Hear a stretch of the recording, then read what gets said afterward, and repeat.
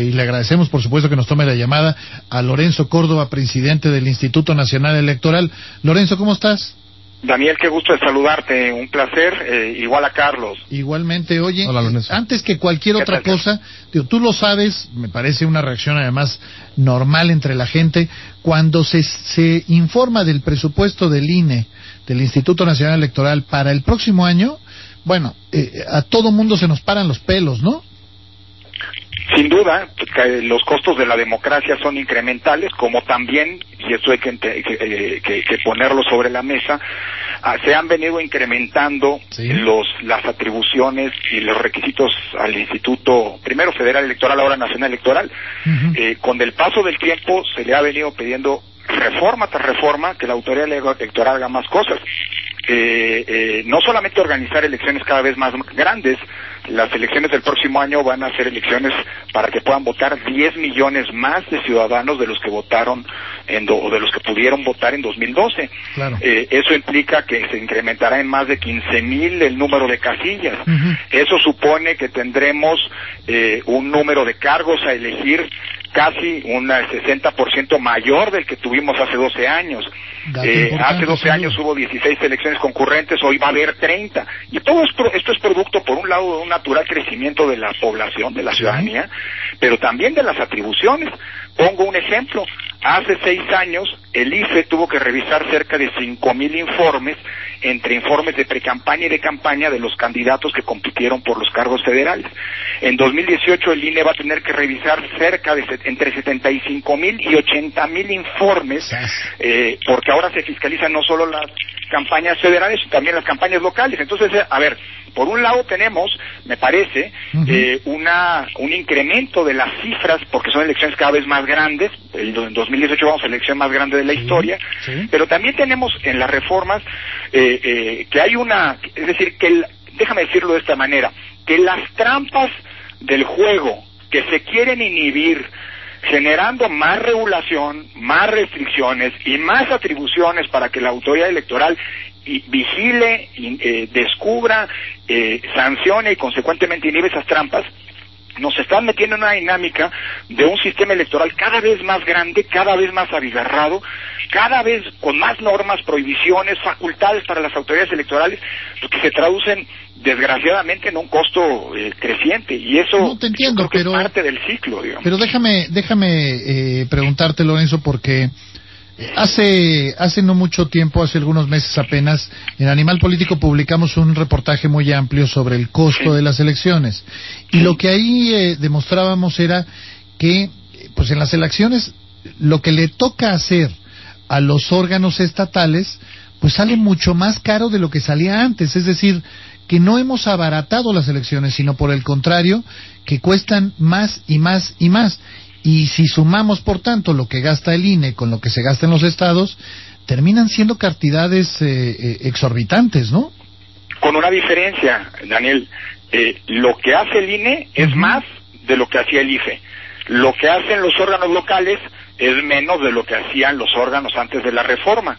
Por eso yo creo que tenemos que discutir el modelo para ver en dónde están las oportunidades de ahorro, porque es indispensable, y somos muy sensibles a ese hecho desde el INE, porque impacta también en la credibilidad, hay que decirlo, que tenemos que discutir el modelo. ¿Es pertinente que tengamos todas estas restricciones? ¿Es pertinente que tengamos autoridades que tienen desde el centro que fiscalizar todo? En fin, yo no estoy diciendo que esté bien o que esté mal. Estoy diciendo que eso es lo que hoy tenemos que hacer, y eso tiene un impacto. Por eso creo que es muy importante que después de que termine esta elección que vendrá, porque hoy ya no se pueden cambiar las reglas, no se pueden cambiar las normas, las leyes, pues hay una gran discusión sobre el modelo electoral. Eso es justo lo que ayer dijimos. ¿Está trayendo como consecuencia mayores costos? Sí, está trayendo mayores costos, y lo estamos viendo. El financiamiento de los partidos políticos está creciendo, y creo que es muy pertinente discutir con toda serenidad, pero con mucha información, y aprovechando los tiempos, con esto no quiero decir que lo posterguemos para ver cuándo lo discutimos. No, creo que lo tenemos que comenzar a discutir ya. Vamos a tener una gran oportunidad, que son las campañas. Es el momento en el que los partidos discuten de cara a la ciudadanía lo que creen que son los problemas y los modos en los que se resuelven. Y creo que en esta discusión el INE tiene un rol muy importante. Por eso queremos discutir, antes de que las campañas empiecen, el tema del dinero y la política y todo lo que está implicando, porque sí, en efecto, nos está costando mucho y creo que hay que pensar los costos de la democracia, ¿no? Y cómo los abaratamos. Lorenzo, una pregunta rápido para 30 segundos. Me da la impresión de que, digamos, cuando dices el costo de la democracia, también es el costo de la desconfianza, es el costo de tener un órgano electoral saturado de atribuciones. Nos va a llegar el corte. Te pido si nos puedes esperar a que pase para plantearte la pregunta regresando. Volvemos en un momento, estamos en Atando Cabos.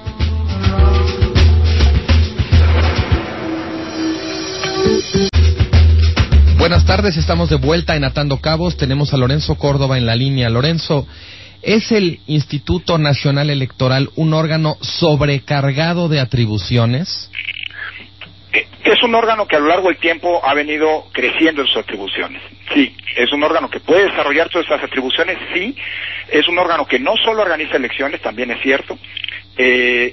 Y que hay algunas funciones que son servicios a la ciudadanía que tienen un costo, que tenemos que diferenciar de lo que son los costos de las elecciones.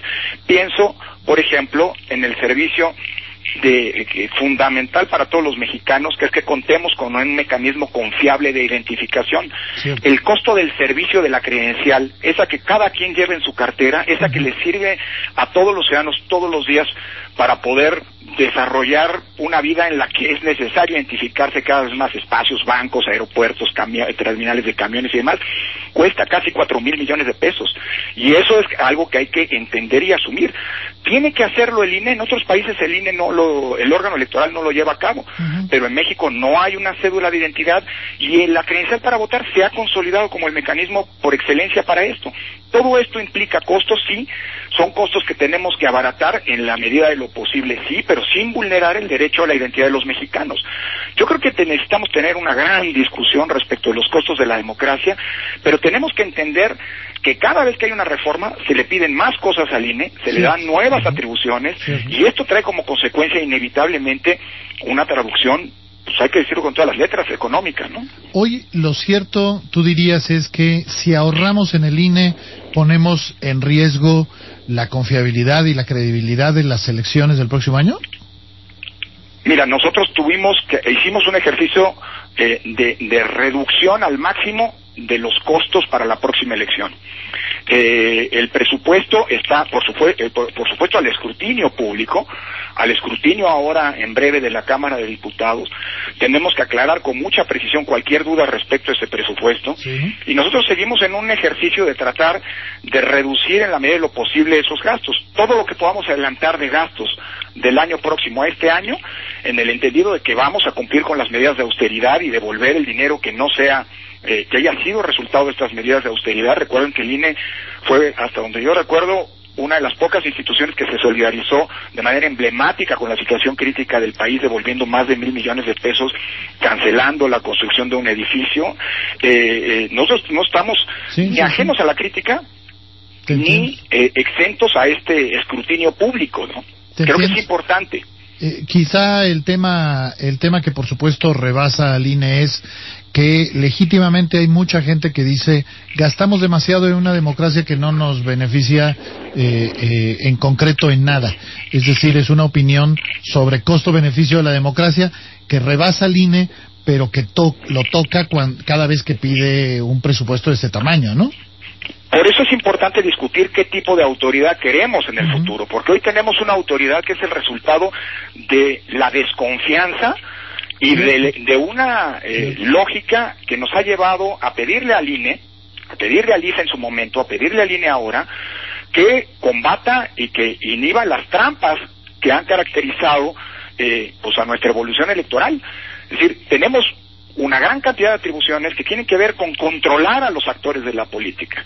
¿Por qué tenemos esto? Pues porque históricamente la desconfianza en el actuar de esos actores nos ha llevado a tener un árbitro cada vez más dotado de atribuciones que están traduciéndose en un árbitro que nos está costando, yo creo, cada vez más, y creo que hay que repensar esto, pero esto es parte de una gran discusión que involucra también, por cierto, al dinero de los partidos políticos, en donde el INE, como ustedes saben, no tiene otro rol más que el de aplicar el cálculo, la forma de cálculo que está planteada en la Constitución. Claro, o sea, sí hay una insatisfacción ciudadana y tenemos que hacernos cargo de ello, ¿no? Cierto. Te digo que precisión que siempre es importante recordar, el INE en este caso aplica lo que dice la ley. Pero bueno, nunca está de más escuchar de ti una explicación de por qué este monto de recursos, y nosotros te agradecemos, Lorenzo, el haber dado esta explicación. Siempre será un tema polémico lo que cuestan las elecciones en México, pero creo que lo central es ubicar los costos de bajarle el dinero, los costos de organizar un proceso electoral confiable, y bueno, pues vamos a ver cómo se van dando las cosas. Muchas gracias, Lorenzo Córdoba. Al contrario, y esta discusión tiene que entenderse como una discusión abierta.